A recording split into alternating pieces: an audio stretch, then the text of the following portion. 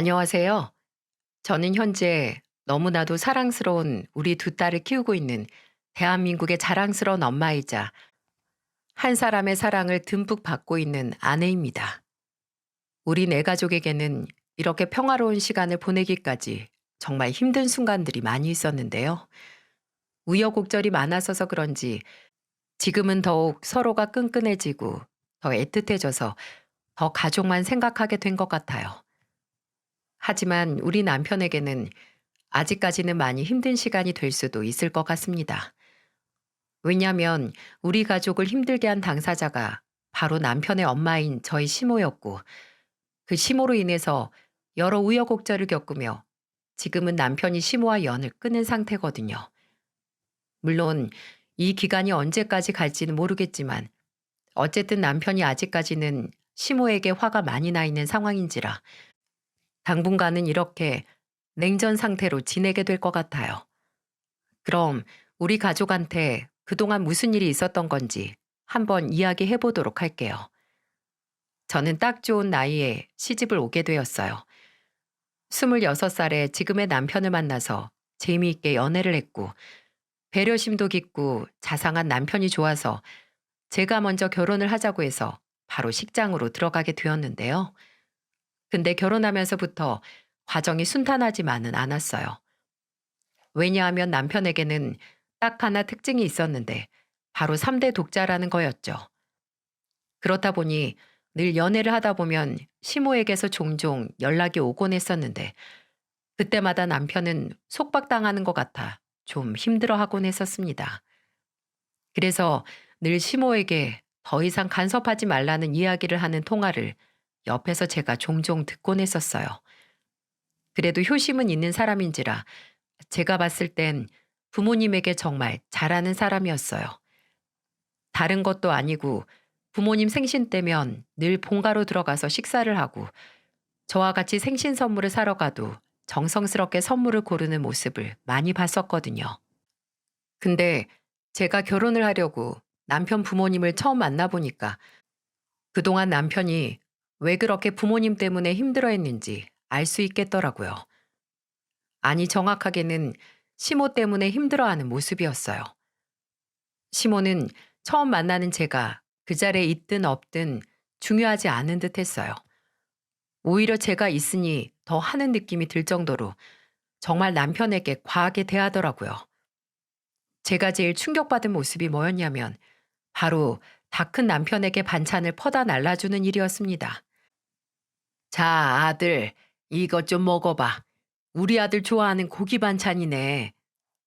이렇게 이야기하면서 고기를 집어 남편 밥 위에 올려주는데 그 고기가 밥 위에 올라가자마자 난감해하는 남편의 모습이 딱 보이던 거 있죠? 아이 참, 엄마, 이런 거 좀 하지 마시라니까요. 제가 다 알아서 먹을 수 있어요. 지금 여자친구도 와 있는데 민망하게 왜 그러세요? 제가 좋아하는 반찬은 제가 잘 찾아서 먹을 테니까 얼른 엄마부터 드세요. 어머, 내 아들 내가 챙겨준다는데 네 여자친구가 보든 말든 그게 무슨 상관이야. 오히려 내가 이렇게 하는 거 보고 네 여자친구가 그대로 배워야지. 이봐요. 안 그래요? 우리 집 며느리로 들어오고 싶다니까 내가 이야기 하나 할게요. 우리 아들은 아주 귀한 우리 집안 3대 독자예요. 그러니까 우리 아들한테 잘해야 돼. 알았지? 그리고 결혼하면 제일 먼저 아들부터 낳고 우리 집은 손이 귀한 집안이라 무조건 아들을 낳아야 돼. 엄마, 아들 낳는 게 그렇게 우리 마음처럼 쉬운 일도 아닌데 왜 그런 걸로 미리 부담을 줘요? 그건 저희가 알아서 할 테니까 그런 걸로 더 이상 부담 주지 마세요. 그럼 더 힘들어지니까. 아유, 알았어, 얘. 얘는 무슨 말을 못하게. 시모는 첫 만남부터 저에게 큰 부담을 안겨주었어요. 남편도 이 부분에 대해 많이 난감해하면서 저를 대신해서 시모를 잘 막아주더라고요. 저도 3대 독자라는 사실까지는 몰랐었기 때문에 이 집안의 아들을 낳아줘야겠다는 생각에 좀 부담스럽긴 했지만 남편을 워낙에 사랑했고 그 부분만 뺀다면 남편은 최고의 신랑감이었기에 그게 결혼을 못하게 될 이유가 되지는 못했었어요. 게다가 이렇게 남편이 시모와 저 사이를 잘 막아준다고 이야기를 했었기 때문에 저는 남편만 믿고 결혼을 하게 되었습니다. 근데 역시나 결혼 생활이 만만치 않더라고요. 다행히도 시댁에서 집을 해주셔서 저희는 혼수만 가지고 들어갈 수 있었는데 이걸로 시어머니의 유세가 정말 만만치가 않았어요. 시어머니는 저희가 결혼해서 들어온 첫날부터 본격적으로 간섭을 시작했는데 진짜 시어머니 때문에 머리가 너무 아플 지경이었죠. 시어머니는 저희가 신혼여행에서 돌아오고 나서 얼마 안 되어 집으로 찾아오셨는데 오자마자 글쎄 하는 일이 냉장고를 살펴보는 거였습니다. 시어머니는 냉장고 문을 열자마자 정말 기겁을 하시더라고요. 어머 얘, 이게 뭐야? 너네 냉장고 꼬라지가 이게 뭐니? 어떻게 된 게 반찬이 만들어진 게 고작 이것밖에 없어. 우리 애는 고기랑 나물 반찬 좋아해. 넌 이제 부인이 돼서 그것도 몰라? 그럼 반찬에 지금쯤 이것저것 나물 몇 개는 묻혀져 있어야 할 거 아니야. 세상에나 이 텅 빈 냉장고가 다 뭐랬니? 어머님, 저희 이제 신혼여행 마치고 돌아온 지 이틀밖에 안 됐고 남편이나 저나 바로 일 다니느라 집에서 반찬 풍성하게 만들어 먹을 시간이 없었어요. 그래도 저녁에 남편이랑 같이 고기도 구워 먹고 제가 이것저것 반찬해서 만들어 주고 있어요. 지금 냉장고에 반찬들이 없는 건 저희가 딱 한 번 먹을 양만 만들어서 먹고 치워서 없는 거예요. 예, 너는 애가 무슨 그렇게 준비성이 없어? 언제라도 반찬 꺼내 먹을 수 있게 준비를 해둬야 할 거 아니야. 우리 아들이 금방 출출해서 그때마다 반찬 바로바로 꺼내 먹을 수 있도록 내가 얼마나 준비해 놨는지 알아? 너는 부인이 됐으면 그 정도는 파악하고 미리미리 준비를 해야 할 거 아니야. 딱 한 번만 먹고 말 음식을 만들어 먹는다는 게 말이나 되니 그게 지금? 어머님 모르셨나 본데 남편이 먹던 반찬 두 번, 세 번 먹는 거 별로 안 좋아해요. 그건 저도 마찬가지라 저희는 그냥 한 번 먹을 양으로 만들어서 자주 만들어 먹기로 했어요. 이건 저희 둘 다 동의해서 하는 일이니까 더 이상 뭐라고 하지 말아주세요. 그리고 저도 남편이 두 번, 세 번 먹을 수 있는 반찬은 몇 개 더 만들어 볼 테니까 역정도 그만 내시고요. 시어머니는 처음부터 반찬 가지고 뭐라고 하더니 저에게 트집이라도 잡고 싶어서 안달난 사람처럼 이것저것 말하기를 시작했어요. 처음에는 신혼 초였기 때문에 저도 너무 대들 순 없어서 고분고분 받아줄까 싶었다가 이대로 가면 제가 너무 붙잡혀서 살 것 같더라고요. 하지만 시어머니는 거기에서 그치지 않았습니다. 또 주방을 한번 쓱 보더니 이번에는 설거지한 것 가지고 뭐라고 하시는 거 있죠? 예, 너 참 살림 못한다. 여기 그릇을 이렇게 죄다 엎어놓으면 어째? 설거지를 했으면 제자리에 다 가져다 올려놔야 될 거 아니야. 어머님, 그건 남편이 설거지해놓고 물기 빼느라 그렇게 엎어놓은 것들이에요. 물기만 빠지면 다시 올려놓으려고 했고요. 저는 너무나 어이가 없고 지쳐서 사실 그대로 이야기를 했는데 거기에서 시모가 난리가 나기 시작했습니다. 그리고 시모가 난리가 난 포인트가 정말 어이없고 황당했죠. 뭐야? 내 아들이 설거지를 해? 너 제정신이니? 어떻게 내 아들한테 설거지를 시켜? 나는 아까워서 금이야 오기하고 키워놨는데 네가 뭔데 내 아들 손에 물을 묻혀?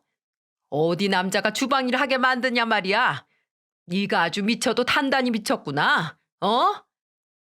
어머님, 말씀이 너무 지나치세요. 요즘 같은 세상에 여자만 주방일하고 남자만 바깥일 하라는 법이 어디 있다고 그렇게 시대착오적인 말씀을 하시는 거예요. 저야 어머님이 갑자기 집에 오신다고 하셔서 휴가 내고 집에 이렇게 있지만 저나 남편이랑 똑같이 밖에서 돈 벌고 똑같이 출퇴근하면서 집안 살림해요. 그럼 둘이서 나눠서 같이 해야지. 저만 주방일 하라는 법이 대체 어디 있어요?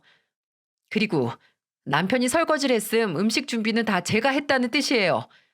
그렇게 저희 둘이서 잘 알아서 하고 있는데 왜 어머님이 거기에서 자꾸 간섭하시고 화를 내시는 거예요?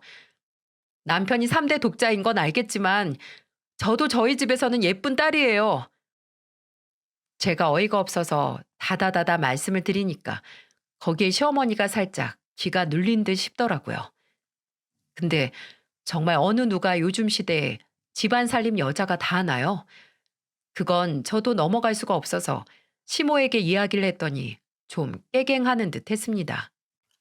그 뒤로는 남편이 퇴근을 하면서 보란 듯이 같이 저녁 준비를 하는 모습을 보여줬고, 시모는 거기에 대해서 어떤 말도 못하고 있었습니다. 그날 이후에도 시모는 계속해서 저에게 본인 아들만 아끼는 모습들을 보이는 듯 했지만, 그래도 제가 호락호락하지 않으니까 좀 넘어가는 듯 싶었어요. 그렇게 한 1년 정도를 평화롭게 잘 결혼 생활을 유지하고 있었습니다. 그때까지도 저희는 아이는 생각을 안 하고 있었어요. 둘 다 30살도 안 된 나이에 결혼을 해서 여유가 있었고, 저나 남편이나 돈을 좀 더 모으고 안정적인 상황에서 아이를 낳고 싶었거든요. 그래서 거의 1년 정도는 아기 계획 없이 신혼을 즐기고 있었습니다. 근데 어느 날 갑자기 1년 정도가 지난 시점에서 저를 부르더라고요. 남편은 워낙에 시모가 부르면 무슨 말을 할지 모른다고 잘 안 찾아갔었기 때문에 저부터 부른 듯 했었어요. 그리고 대화를 하면서 저를 부른 의도를 알아차릴 수 있었죠. 예, 너네 결혼한 지가 벌써 1년이 다 돼 가는데 아직 소식은 없니? 아, 네, 어머님. 저희 둘 다 아직 30살도 안 됐고, 아직 직장에서 자리 잡으려면 시간도 더 필요한 데다, 돈도 좀 모아놓고 안정적인 상태에서 아기 낳고 싶어서요. 지금은 조금 기다리고 있는 중이에요. 지금 같아서는 한 내년 정도에 계획해서 낳지 않을까 싶네요. 뭐라고? 아니, 그럼 지금 2년을 더 나더러 기다리란 소리냐?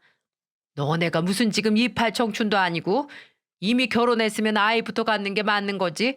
무슨 놈의 신혼을 2년씩이나 보내. 당장 아이 가져라. 야, 내가 얘기했지? 우리 아들 3대 독자라고. 지금 우리 아들 손주 기다리는 친척들이 얼마나 많은 줄 아냐? 어? 그러니까 당장 애 만들어. 지금부터 낳아도 아들이 바로 나올지 안 나올지도 모르는데 딱 아들 2명만 낳아라. 첫째부터 아들 낳고 그 뒤로 하나 더 낳아서 우리 집안에 아들 2명만 딱 만들어 놔. 그럼 내가 아무 간섭 안 하마. 어머님, 결혼 전에도 남편이 이야기했지만 그걸 저희가 어떻게 조절을 해요. 그건 무리라는 거 어머니도 잘 아시잖아요. 어려운 일이에요. 그리고 저희도 애 낳기 전에 준비라는 걸 좀 해야죠. 저희가 아직 마음의 준비가 안 되었는데 어떻게 어머님 마음대로 그렇게 이야기를 하세요. 죄송하지만 아직 저희도 마음의 준비가 필요해요. 그러니까 더는 강요 말아주세요. 저는 이렇게 이야기를 하고는 단호하게 아이 문제에 대해서 시모가 더는 말을 하지 못하도록 차단을 시켜버렸어요. 하지만 그런데도 시모는 굴하지 않고 계속해서 저에게 압박을 하고, 급기야는 본인이 어려워하는 아들에게까지 가서 자녀 압박을 하더라고요. 그래서 남편과 저도 심히 고민에 빠졌습니다. 하지만 시모의 압박 때문에 억지로 아이를 갖는 건 아닌 것 같아 정말 신중하게 고려를 하기 시작했어요. 근데 남편이 이렇게 이야기를 하더라고요. 여보, 당신 아직 젊어서 내가 육아하는데 시간 보내게 하고 싶지 않아서 좀 나중으로 미룰까 싶었는데, 생각해보니까 지금 나이에 아이를 갖는 게 당신한테도 딱 좋을 것 같아. 그래야 아기도 산모도 건강하다고 하더라고. 그러니까 우리 이쯤에서 아이 갖는 건 어때? 부모님도 기다리셔서 그것도 마음에 걸리긴 한데, 근데 그건 크게 신경 쓰지 말고 당신만 생각해서 결정해봐. 알았어, 여보. 나도 근데 실은 지금쯤이면 애 갖는 것도 괜찮을 것 같아. 우리 뭐 모은 돈은 많이 없어도 다른 사람들도 다 돈 모아놓고 애 갖는 거 아니잖아. 우리도 애 낳고 알뜰하게 생활하면서 잘 키우면 되는 거니까 준비해보자. 저희들은 이렇게 이야기를 하고 합의를 하면서 아이 계획을 세워 준비해 나갔고, 그 결과로 얼마 안 되어서 귀한 생명을 뱃속에 품게 되었어요. 그 소식을 시댁에 처음 알리는데 역시나 시모가 너무너무 좋아하던 거 있죠? 정말 그동안 얼마나 아이를 기다렸었는지 거의 방방 뛰면서 좋아하더라고요. 그 모습을 보니 저희도 기분이 좋았어요. 근데 남편은 내심 걱정스러운 부분이 있었는지 시모에게 딱 이야기를 했습니다. 엄마, 우리가 아이를 갖긴 했지만 이 아이가 지금 아들인지 딸인지는 아무도 몰라요. 그리고 그 결과가 어떻게 나오든 엄마는 그냥 있는 그대로 받아들여 주세요. 엄마가 원하는 대로 아들이면 좋겠지만 그렇지 않을 수도 있잖아요. 근데 그래도 우리한테는 소중한 자식이니까 엄마는 있는 그대로 받아들여 주세요. 아셨죠? 아유, 참. 알았어, 얘. 나도 우리 손주는 다 예쁘지. 걱정하지 말어. 근데 딱 아들이야. 딱 아들일 거니까 걱정하지 마라. 내가 느낌이 너무 좋아. 너무 잘 됐다. 너무 잘 됐어. 시모는 거의 아들로 확정이라도 된 것처럼 너무나도 좋아했어요.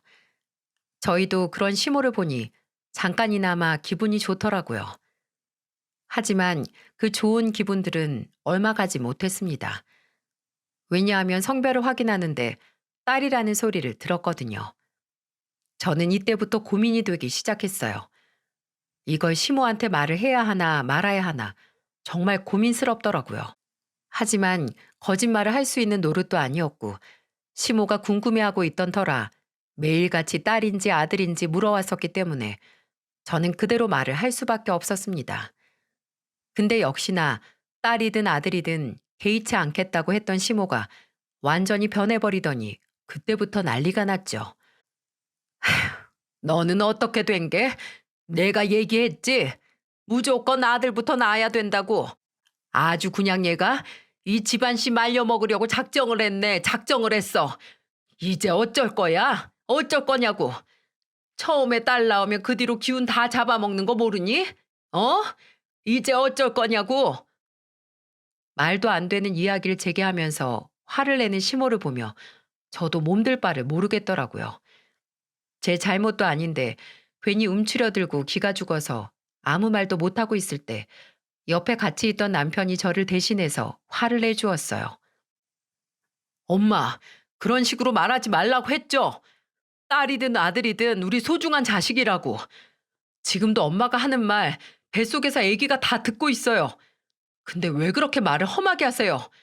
그리고 왜 첫째를 딸을 낳으면 기운이 막혀요? 그런 쓸데없고 이상한 소리를 어디서 듣고 와서는 믿고 계시는 거예요? 제발 정신 좀 차리세요. 한 번만 더 그런 식으로 말씀하시면 저희 여기 다시는 안 와요. 남편이 이렇게 말을 하고 나니 그때서야 시모가 또다시 꼬리를 내리더라고요. 저는 집에 와서 속상한 마음에 얼마나 울었는지 몰라요. 딸이라는 소식에 축하를 받지 못할지언정 이렇게까지 역정을 들을 줄은 몰랐기에 너무 서럽고 속상하더라고요. 게다가 우리 딸의 존재가 부정당하는 것 같아 매우 마음이 아팠습니다. 그걸 남편도 잘 알고 있었는지 한참을 저를 안아주면서 달래주더라고요. 아마도 저는 남편이 아니었으면 벌써 이 집안에서 떠나고 말았을 거예요. 시모는 그 뒤로 저희 딸이 인정이 되지 않았는지 제가 출산을 할 때 병원으로는 와보지도 않았어요. 게다가 몸조리를 하고 집으로 아이를 데리고 와서 있는데도 한 번을 보러 오지 않았죠. 저는 이것도 너무나 서러웠어요. 어떻게 손주가 아무리 기대했던 아들이 아니었다고 한들 이렇게 한 번을 보러 안 올 수가 있는 건지 연락도 없는 건지 서운하더군요. 그나마 시부만 전화를 하고 병원이랑 집으로 와서 한 번씩 보고 갔을 뿐이지 시모에게는 어떠한 모션도 없었습니다. 근데 남편이 여기에서 우리가 기죽으면 안 된다고 한 번은 보란 듯이 아이를 데리고 시댁으로 갔어요. 아이와의 외출이 가능해지자마자 바로 시댁부터 찾아갔죠. 근데 역시나 시모는 아무런 반응이 없더라고요. 그래서 남편이 화가 나서 이야기를 했습니다. 엄마, 정말 해도 해도 너무한 거 아니에요? 여기 애가 이렇게 보란 듯이 있는데 어떻게 이렇게 눈길도 안 줘요? 어떻게 그럴 수가 있냐고요? 됐다. 나한테는 아들 아니면 아무 의미가 없어. 그건 너도 잘 알고 있는 거면서 왜 그러냐? 나한테 뭘 기대한 거야 대체? 다 필요 없어. 제 울음소리도 듣기 싫으니까 당장 데리고 나가. 시어머니는 급기야 제 딸을 데리고 나가라는 소리까지 하셨습니다. 여기에서 저는 너무 큰 충격을 받았어요. 그건 남편도 마찬가지였는지 거의 벙찐 표정으로 있는데 이때 저희 시부가 나서주던 거 있죠? 당신 말 똑바로 안 해? 며느리가 힘들게 고생해서 애 낳고 왔으면 고생했다고 미역국은 못 끓여줄 망정 어디서 그따위로 이야기를 해? 당장 사과해. 저 어린애가 무슨 잘못이 있다고 그딴 식으로 말을 하는 거야? 어? 아니, 내가 나조차고 이래? 당신 집안에 손이 귀하니까 이러는 거 아니야? 왜 나한테 난리야? 나한테 난리는. 아, 이 사람이 아직도 정신을 못 차리고 당장 사과 안 하면 이 집안에서 쫓겨날 줄 알아. 어디서 그따위로 이기적이게 나와? 나도 가만히 있는데. 고맙게도 시부가 이렇게 나서주니 시모는 그제서야 또 화를 감추더니 우물쭈물 저희한테 미안하다고 하시더라고요. 그걸 보면서 참 씁쓸했지만 우선은 넘겼습니다. 그 뒤로는 시부가 단단히 가림막을 해주셔서 저희한테 따로 뭐라고는 못 하시더라고요. 그리고 한참 보니 애가 또 예뻤는지 나중에는 안아도 주시고 잘 해주시곤 했었어요. 그걸 보니 저도 시어머니에게 아들은 하나 낳아드리면 좋겠다는 생각이 들기는 하더라고요. 하지만 그게 뭐 어디 제 마음대로 되는 것도 아니잖아요. 남편도 거기에 대해서는 생각을 가질 수는 있지만 부담은 갖지 말라고 하기에 저도 마음을 편안하게 먹으려고 했었어요. 그렇게 한 1년쯤 지나고 나서 첫째 이후에 둘째를 가지게 되었습니다. 첫째랑 텀을 조금 놓고서 낳으려고 했는데 둘째가 우리한테 빨리 오고 싶었는지 어느 날 보니 또 뱃속에 자리를 잡고 있더라고요. 이때는 저희가 시어머니에게 임신 사실을 알리지 않으려고 했었어요. 왜냐하면 또 이번에도 딸이 나오면 어쩌나 싶어서 좀 걱정스러웠었거든요. 근데 제가 이때는 워낙에 입덧도 심하고 누가 봐도 임신한 얼굴이었는지 시어머니가 단번에 눈치를 먼저 챘었죠. 그래서 반강제로 임신 사실을 알리고 나서부터 저는 시어머니에게 본격적으로 시달려야만 했습니다. 시어머니는 거의 아들에 미친 사람처럼 행동을 했었어요. 그리고 저는 고스란히 그 희생양이 되어야 했는데 어느 날 시어머니가 저희 집에 첫째를 보고 싶다며 집으로 오신다고 하기에 모셨어요. 그때 저한테 한약집에서 약을 지어다 주셨는데 이게 아들을 낳게 해주는 한약이라며 꼬박꼬박 먹으라고 하시더라고요. 솔직히 저는 이거 먹어도 별 소용이 없을 거란 생각이 들었는데 워낙에 시어머니가 간절하게 원하셔서 이것만큼은 들어드리자 싶어서 먹기로 했습니다. 근데 문제는 저희 시어머니는 거기에서 그치지 않았다는 거였어요.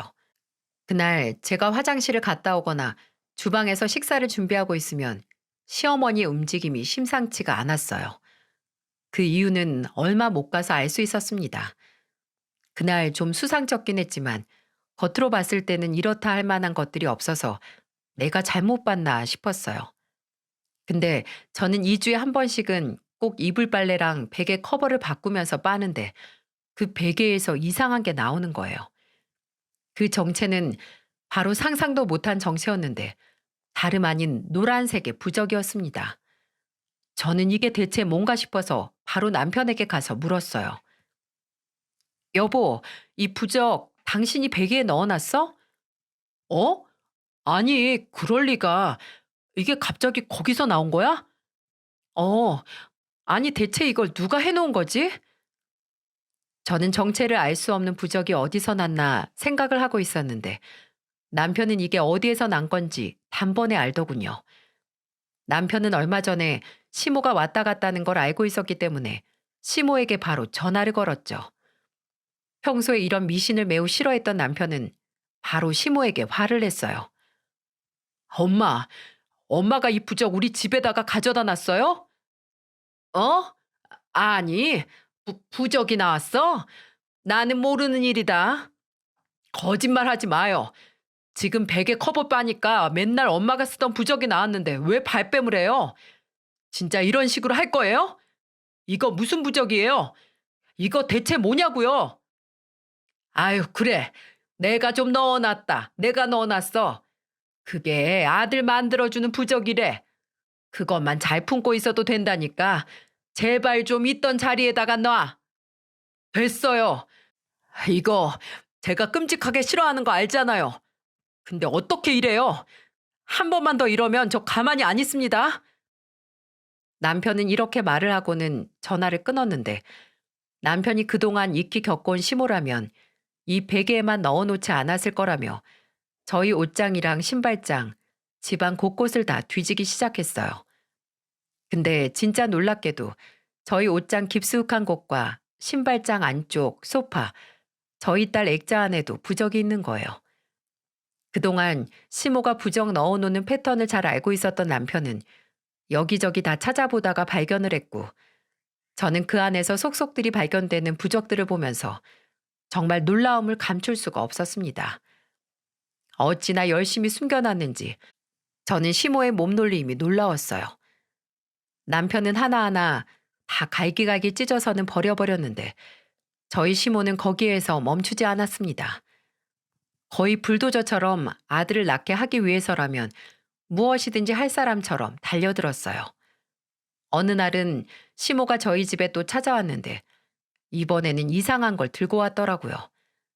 그리고는 저보고 이걸 매일 밤마다 입고 자라는데 저는 거기에서는 정말 경악할 수밖에 없었습니다. 그 이유는 바로 시모가 저에게 건네준 건 다름 아닌 남의 속옷이었기 때문이었어요. 예, 이거 아들만 줄줄이 셋 낳은 엄마 속옷이다. 이것만 매일 밤 입고 자. 그럼 아들 낳는데. 네? 어머님, 남이 입던 속옷을 어떻게 입고 자요? 그건 말이 안 되잖아요. 도대체 이런 건 어디서 나서 가지고 오신 거예요? 야, 이게 얼마나 효과가 있는지 아냐? 벌써 이거 입고 잔 엄마들은 아들을 몇 명을 낳았는지 몰라. 이거 완전히 증명된 거니까 입고 자라. 이거 입고 자면 무조건 아들 낳는다. 지금 배에 있는 애가 딸이어도 아들로 바꿔준대 이게. 어머님, 정말 너무하시네요. 전 이렇게까지 해서 아들 낳고 싶지 않아요. 지금 뱃속에 있는 애가 들으면 어떡하시려고 이렇게 하시는 거예요? 그리고 남편이 전에 미신 그만 믿으라고 했던 말 벌써 잊으셨어요? 제가 이거 남편한테 이야기하면 어떡하시려고요? 이건 저 못 본 걸로 할 거니까 당장 가지고 가주세요. 지금 어머님이 주신 보약도 제가 잘 챙겨 먹고 있잖아요. 그걸로 됐지 뭘 자꾸만 여기에서 더 바라시는 거예요.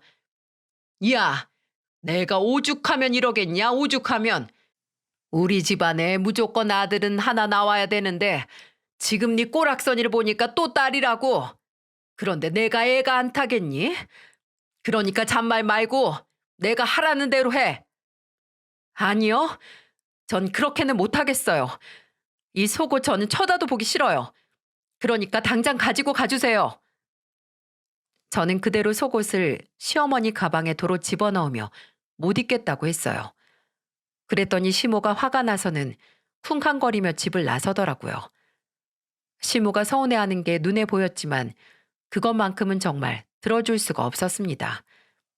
근데 거의 불굴의 의지를 가진 시모는 여기에서도 또 하나 경악할 만한 사건을 벌이고 말았어요. 그 사이에 자잘한 건 말도 없이 많았습니다.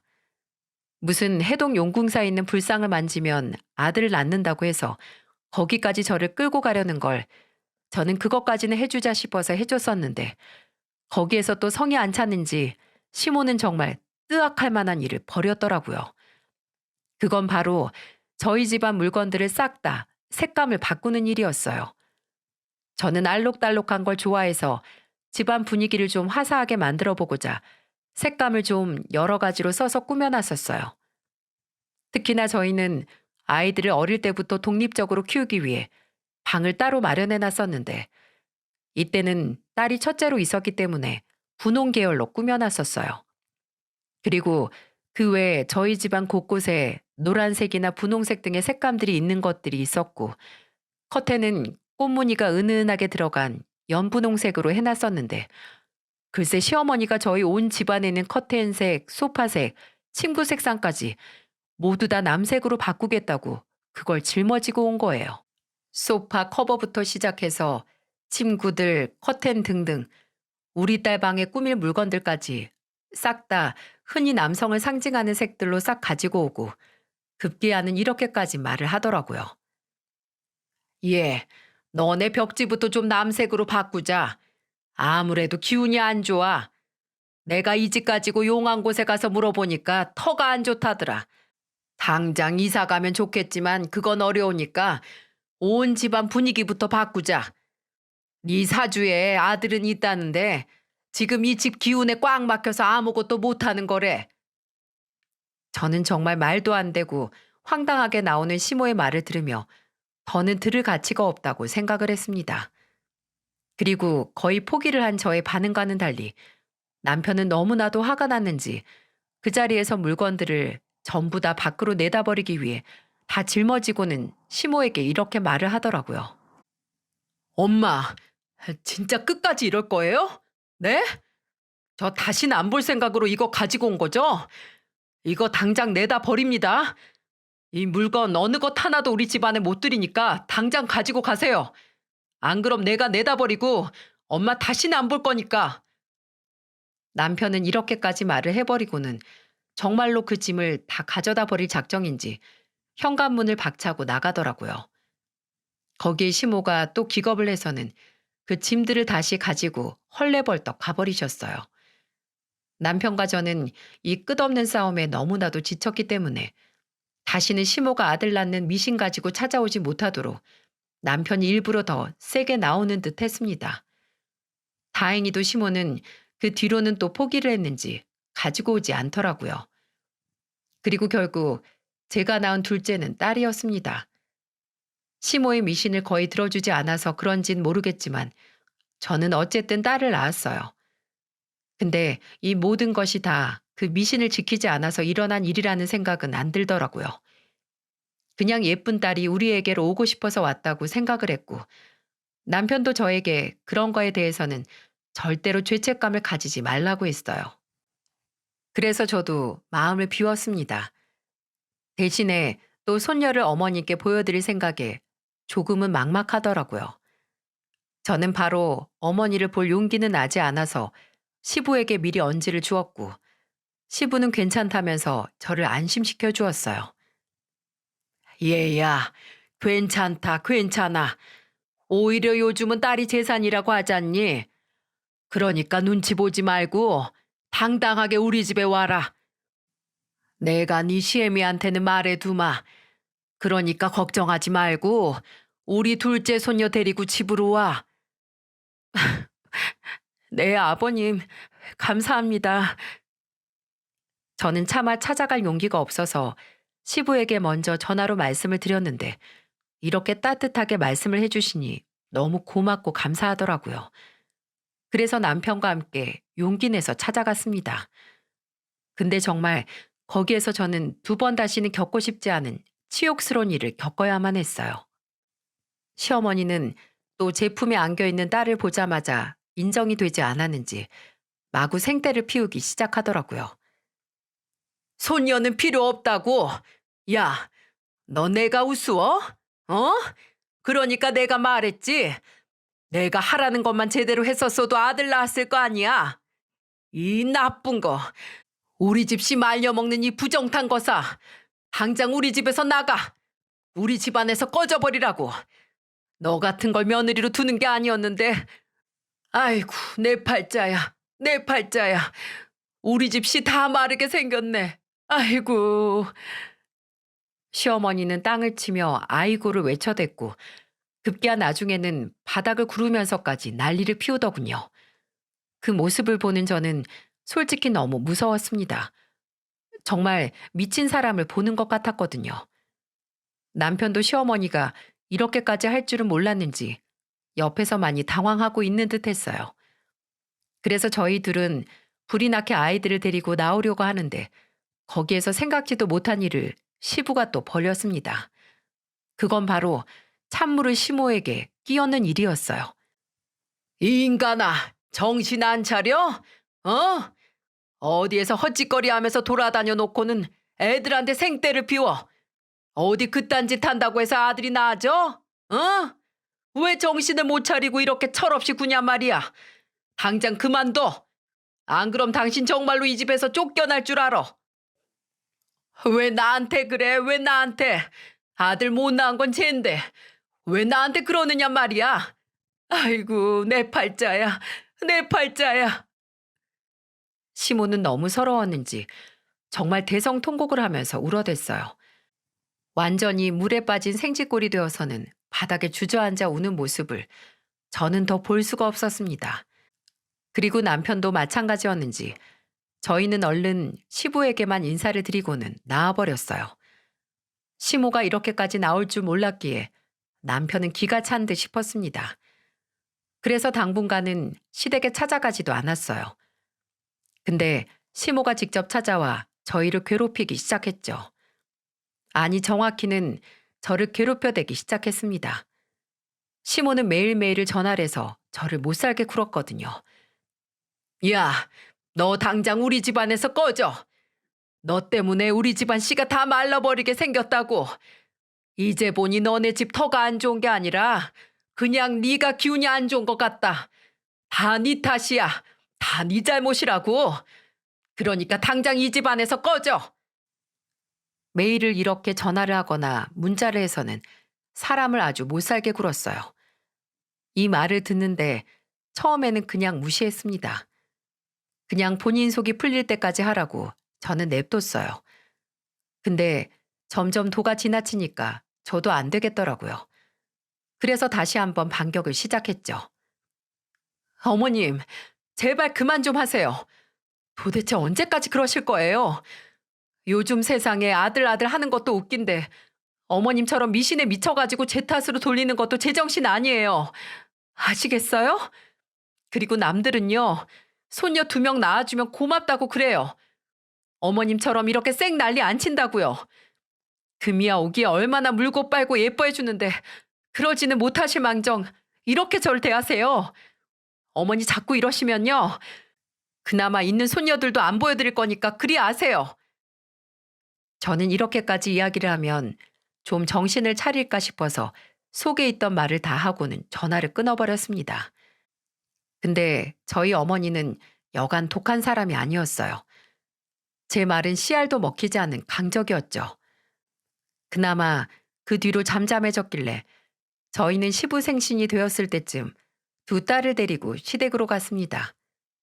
역시나 너무 기쁘게 맞이해 주시는 시부 덕에 오길 잘했다는 생각을 하는데 여기에서 또 우리 시모가 악당 역할을 자처해서 나오더군요. 시모는 밥을 먹다 말고 다짜고짜 저에게 이렇게 말을 했어요. 야, 너 오늘까지만 이 집 들어오고 나가. 다신 우리 집안에 발붙일 생각도 하지 마. 나는 새 며느리 드릴 테니 당장 이혼 도장 찍어라. 밥 먹다 말고 선전포고하듯이 충격적인 소리를 내뱉는 시모를 보며 저는 그 자리에서 밥을 뿜어버렸습니다. 정말 해도 해도 너무하다는 생각이 들어 그 자리에서 서름이 북받치더군요. 그래서 시모에게 말했어요. 어머님, 제발 정신 좀 차리세요. 손자 못 낳아드렸다고 지금 이렇게 저한테 이혼까지 하라고 하시는 거예요? 진짜 어머님 해도 해도 너무하시네요. 정말 미치신 것 같아요. 저는 너무나 화가 나서 시모에게 해서는 안 될 말까지 해버렸습니다. 그랬더니 제 말에 열이 받은 시모가 갑자기 제 머리 끄댕이를 잡더니 마구 흔들어대는 거예요. 뭐라고? 이게 너 말 다 했어? 어? 아들도 못 낳는 불구주제에 어디다 감히 미쳤냐는 말을 짓거려? 야, 너는 어디가 모자라도 한참 모자라니까 아들도 못 낳고 저렇게 여자애만 줄줄이 낳지. 그게 어디 정상인 줄 아냐? 어?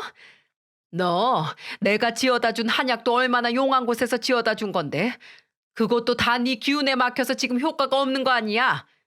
그러니까 그냥 이 집안에서 저 짐덩이들 아무짝에도 쓸모없는 것들 데리고서 꺼지란 말이야. 나는 아들이 필요하다고 아들. 내 손자 내놔. 머리를 붙잡고는 한참을 놓지 않고 말을 하는 시모를 보면서 저는 이리 흔들 저리 흔들거리며 비참함을 느낄 수밖에 없었어요. 제가 아무리 시모를 떼어놓으려고 해도 얼마나 힘을 세게 주는지 떨어지지가 않더라고요. 이 모습을 보는 시부와 남편 역시 와서 시모를 말렸지만 아무 소용이 없었고요. 한참을 실랑이를 벌여도 시모가 점점 저에게 강도가 심해지니까 남편이 급기야는 깜짝 놀랄 만한 행동을 했고, 그 뒤로 제대로 참교육을 당한 시모는 그 자리에서 나가 떨어져 버리고 말았어요. 남편은 시모를 아무리 말려도 저에게서 떨어지지 않자 주먹으로 시모의 머리통을 팍 쳤고, 시모는 자신의 아들에게 맞았다는 사실이 충격적이었는지 그 자리에서 나가 떨어져 버리고 말았어요. 그리고는 서러움이 올라왔는지 또 울어대기 시작하더군요. 하지만 여태까지 봐온 모습이기에 가족들 중 누구도 시모에게 동요하지 않았어요. 오히려 거기에서 남편의 참교육에 더해져 시부가 난리가 나기 시작했습니다. 이 여편네가 돌아도 한참 돌았지. 당장 나가. 나가서 정신 차리기 전까지는 이 집에 발들일 생각도 하지 마. 그래요, 엄마. 저도 다시는 엄마 보고 싶지 않아요. 어떻게 손찌검을 해요, 손찌검을. 거기다가 뭐 이혼이요? 저는 엄마를 다시는 안 본 한이 있어도 이 사람이랑은 절대로 이혼 못해요. 눈에 넣어도 안 아플 내 자식들이랑 절대로 못 헤어진다고요. 그렇게 인정 못하겠으면 저희가 그냥 엄마 안 보고 살겠습니다. 다시는 엄마 보고 싶지도 않으니까 저희 찾아오지도 연락하지도 마세요. 남편은 이렇게 말을 한 뒤에 두 딸과 저를 데리고 나와버렸어요. 그 이후에 시모는 시부에게도 쫓겨난 듯 했습니다. 시모에게는 그 뒤로 저희에게로 전화가 빗발치듯 왔지만 저희 둘 중 누구도 전화를 받지 않았습니다. 도저히 시모를 받아들일 수가 없었거든요. 근데 한 번은 시모에게서 문자가 왔는데 거기에 구구절절한 시모의 상황이 다 적혀 있었어요. 예, 나 좀 받아다오. 나 지금 찜질방만 전전긍긍하면서 다니고 있다. 네 시애비가 현관문 비밀번호까지 바꿔서는 나를 안 들여보내주고 있어. 미안하다. 내가 다 잘못했어. 그러니까 나 좀 용서해다오. 나 좀 너네 집에서 좀 지내게 해줘. 라고 온 문자를 보면서 저는 남편에게 보여줬었는데 남편은 이걸 봐도 꿈쩍도 하지 않았어요. 안 돼. 지금 엄마 여기에서 정신 못 차리면 당신한테 또 그럴 거야. 나는 그런 걸 못 봐. 그리고 아빠도 지금 작정하신 거니까 아빠 뜻 따라 드려야 돼. 우리 엄마 이런 거 한두 번 아니야. 미신에 미쳐가지고 난리 피운 것도 아빠가 지금까지 다 참아줬는데 이제 그 참아줄 수 있는 선을 너무 넘어버리셔서 그러는 거니까 당신도 절대 마음 약해지지 마. 남편은 정말로 마음을 단단히 먹었는지 시모에게는 일절 찾아가지도 않고 있어요. 그리고 얼마 전에는 급기야 저희 집까지 찾아왔지만 매몰차게 남편이 받아주지 않았죠. 시어머니는 무릎까지 꿇으면서 남편에게 사정을 했습니다. 예, 내가 정말 미안하다. 미안해. 다시는 미신 가지고 너네한테 안 그럴게. 아들 낳아달라고도 안 할게. 그러니까 나 좀 용서해줘라. 네 아빠도 지금 나 안 받아주는데 나 돈도 다 썼고 이제 갈 데도 없어. 그러니까 이제 그만 화 풀고 나 좀 받아줘라, 아들. 아니요. 엄마는 분명히 또 그럴 거예요. 이제는 엄마 말을 믿을 수가 없어요. 그러니까 다시는 저 찾아오지 말고 아빠랑의 일은 아빠랑 해결하세요. 남편은 이렇게까지 이야기를 하고는 시모를 매몰차게 내보냈어요. 그 뒤로는 시모는 찾아오지도 못했는데 나중에 들어보니까 시아버지에게는 거의 울면서 매달리듯 용서를 구하고는 다시는 미신 같은 거 따르지 않겠다고 단단히 약속을 하고는 집으로 들어가셨다고 하더군요. 그리고 아들의 아짜도 꺼내지 않겠다는 조건하에 지금 집에서 지내고 계시는 듯 했어요. 그 뒤로 저희는 시아버지만 종종 밖에서 뵈면서 손녀들을 보여드리고 있어요. 저희 시부는 두 손녀를 거의 물고 빨고 할 만큼 예뻐하셔서 늘 보면 용돈도 주시고 옷도 사서 보내시고 하는데 저희 시모는 이제 보고 싶어도 못 보게 되었습니다. 얼마 전에는 저한테 문자가 왔었는데 그것조차도 남편과 시부에게 허용이 안 돼서 못하고 있어요. 얘야, 나 우리 손녀들 한 번만 보여다오. 보고 싶다. 내가 잘못했어. 그래도 내 손녀들인데 내가 너무 잘못했던 것 같다. 미안하다. 그러니 한 번만 보여다오. 이 문자 온 걸 남편에게 또 보여줬더니 남편은 우리 애들을 그렇게 막대하고 급기야는 애들 때문에 이혼까지 하라고 했던 사람에게는 보여주고 싶지 않다며 단호하게 거절을 하더군요. 저는 내심 마음에 걸려서 시부에게도 이야기를 했는데 시부도 남편의 뜻이 그렇다면 아직은 보여주지 말자고 하셨습니다. 왜냐하면 시모가 아직도 가끔씩 아들에 대한 아쉬움을 비치기 때문에 싹을 잘라버리려면 보여주면 안 된다고 했거든요. 그걸 보면서 시모가 불쌍하면서도 안타깝지만 본인이 뿌려놓은 것이 그런 걸 어쩌겠나 싶어서 그냥 저도 지켜보고 있는 중이에요. 우리는 나이가 들면서 변하는 게 아니다. 보다 자기다워지는 것이다. 라는 말이 있어요. 우리 시모는 점점 나이가 들면서 자기다워지는 게 추악하게 되어버렸던 것 같습니다. 그리고 그 결과가 남편과 아들에게 인정받지 못하고 며느리와 손녀들에게까지 외면당하는 인생이 되어버리고 말았죠. 저는 이 모든 결과들을 보면서 우리 시모가 불쌍하게 여겨졌습니다. 그리고 앞으로는 제발 정신 차리고 언젠가는 이 손녀들을 웃으면서 마주할 수 있는 날이 오기를 기다려드리고 있어요. 그러기 위해서는 우리 남편과 시부의 마음이 많이 풀려야 할 것 같네요. 무엇보다도 아직 제 남편의 마음이 다 풀리지 않은 것 같아 그저 안타까울 뿐이죠. 저도 시모에게 받은 상처가 있어서 얼굴을 보는 것이 쉽지는 않지만 같은 여자로서 이해가 안 되는 것도 아니기 때문에 지금은 아주 조금은 이해를 해드리려고 하고 있어요. 하지만 더는 시모와 같은 사람은 되지 않을 생각입니다. 딸이든 아들이든 소중한 생명이고 내 자식인데 그게 어떻든 뭐가 중요하겠어요? 하루빨리 시모가 이 사실을 깨닫기를 바라고 있을 뿐이랍니다. 여러분, 여러분도 지금 있는 자녀, 부모, 형제들이 그저 소중한 사람들이길 바라면서 오늘 저의 사연을 마쳐볼게요. 제 사연 들어주셔서 감사합니다.